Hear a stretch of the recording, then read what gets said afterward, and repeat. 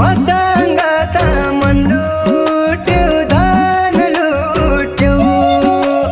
सबै लुट्यो का छुट्यो अब रुना धर्केर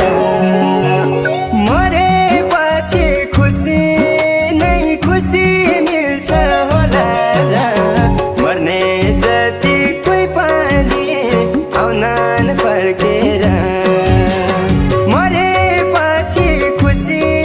नै खुसी मिल्छ होला र